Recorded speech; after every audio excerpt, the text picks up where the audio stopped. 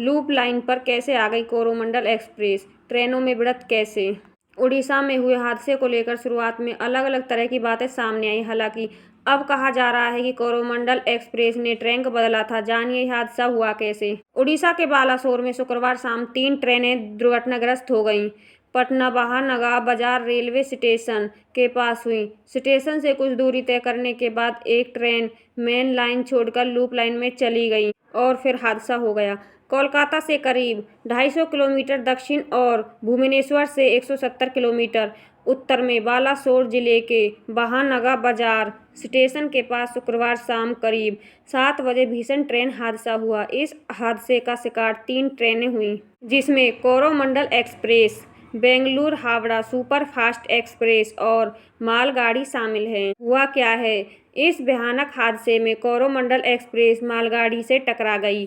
Train का engine मालगाड़ी के डिब्बे पर चढ़ गया। ट्रेन के बाद कोरोमंडल एक्सप्रेस के 13 डिब्बे पूरी तरह क्षतिग्रस्त हो गए। इसमें सामान्य, स्लीपर, एसी 3 टियर और एसी 2 टियर के डिब्बे शामिल थे। कुछ डिब्बे बगल के ट्रैक पर भी जा गिरे। उस वक्त दूसरी ओर से बेंगलुरु हावड़ा सुपरफास्ट एक्सप्रेस को गुजरना था। बेंगलुरु हावड़ा एक्सप्रेस के ट्रैक पर कोरोमंडल एक्सप्रेस के डिब्बे गिरे हुए थे। इसकी वजह से बेंगलुरु हावड़ा एक्सप्रेस इन डिब्बों से टकरा गई। टक्कर के चलते बेंगलुरु हावड़ा एक्सप्रेस के सामान्य श्रेणी के 3 डिब्बे पूरी तरह क्षतिग्रस्त होकर पटरी से उतर गए। हादसे के बाद लोगों की चीख पुकार शुरू हो गई। चारों तरफ खून से सने छत विक्षत और अंग विहीन सभी दिख रहे थे। शुरुआती जांच क्या कह रही है? कोरोमंडल एक्सप्रेस 128 किलोमीटर प्रति घंटे की रफ्तार से चल रही थी। Bengaluru Howrah superfast express 116 kilometre प्रति घंटे की रफ्तार से आ रही थी। दोनों ट्रेनों में लगभग 2000 यात्री सवार थे। स्टेशन के आसपास ही लूप लाइन बनाई जाती है, जो आमतौर पर 750 मीटर लंबी होती है, ताकि एक से ज़्यादा इंजन के साथ चलने वाली मालगाड़ियों को वहां खड़ा किया जा सके। जहां हादसा हुआ उस रूट पर कवच प्रणाली एक्टिव नहीं थी, जो एक ही ट्रैक पर 2 ट्रेनों के आ जाने की स्थिति में हादसे को रोकती है।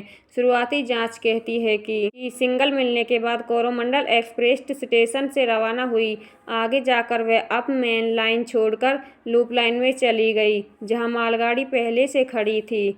यहां पर पहली भिड़ंत हुई और कोरोमंडल एक्सप्रेस के डिब्बे डाउन मेन लाइन पर आ गए, जहां दूसरी train Bengaluru Howrah superfast express आई। इसी वजह से कई लोगों की जान गई। ट्रेनों के संचालन पर हादसे का असर क्या हुआ है? बालासोर ट्रेन दुर्घटना के बाद लंबी दूरी की 48 ट्रेनों को रद्द कर दिया गया है।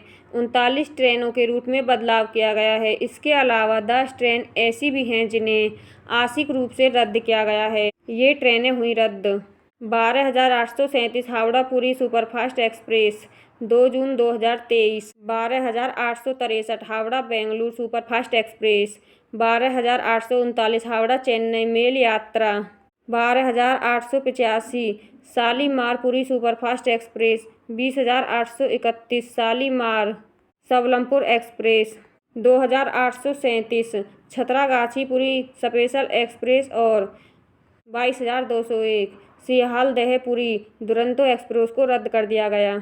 हादसे की वजह क्या है? रेलवे के जानकारों का कहना है कि इस हादसे के पीछे 2 कारण नजर आ रहे हैं। पहला मानवीय मूल यानी मानवीय भूल और दूसरा तकनीकी में खराबी। इस हादसे के पीछे तकनीकी में खराबी को अब तक बड़ी वजह माना जा रहा है। जब हादसा हुआ उस दौरान अगर सिग्नल सिस्टम दुरुस्त होते तो कोरोमंडल एक्सप्रेस को रोका जा सकता था। ड्राइवर ट्रेन को कंट्रोल रूम में निर्देशक पर चलता है और कंट्रोल रूम से निर्देशक पटरियों पर ट्रैफिक को देखकर दिया जाता है। ऐसे में हादसे की जानकारी भी कंट्रोल रूम के पास पहुंचने का अनुमान है। हालांकि यह जानकारी कंट्रोल रूम तक कितनी देर में पहुंचती है, यह हादसे को रोकने में बड़ा फैक्टर हो सकता है। इस बीच रेलवे के प्रवक्ता अमिताभ शर्मा ने कहा कि मार्ग पर एंट्री ट्रेन टक्कर प्रणाली कवच उपलब्ध नहीं थी। जानकारी के मुताबिक रेलवे अपने पूरे नेटवर्क में कवच स्थापित करने की प्रक्रिया में है। दरअसल कवच उस वक्त अलर्ट करता है जब वो पायलट किसी सिग्नल को पार कर जाता है जो ट्रेन टक्करों की प्रमुख वजह है। यह सिस्टम लोको पायलट को अलर्ट कर सकता है, ब्रेक पर नियंत्रित कर सकता है। इसके साथ ही यह ट्रेन को निर्धारित दूरी के भीतर उसी लाइन पर दूसरी ट्रेन को नोटिस करने पर ट्रेन को स्वचालित रूप से रोक सकता है। क्या हादसे को टाला जा सकता है? रेलवे बोर्ड के पूर्व सदस्य सुबोध जैन अमर उजाला से बातचीत में कहते हैं कि आज के दौर में कई प्रकार की कई तकनीक आ गई हैं। पहले के हादसे में ट्रेनों के कोच एक दूसरे ऊपर चढ़ जाते थे, लेकिन अब नए एंट्री क्लाइंब कोच ट्रेन में लगाए हुए हैं। यह LHB कोच एक दूसरे के ऊपर नहीं चढ़ते हैं।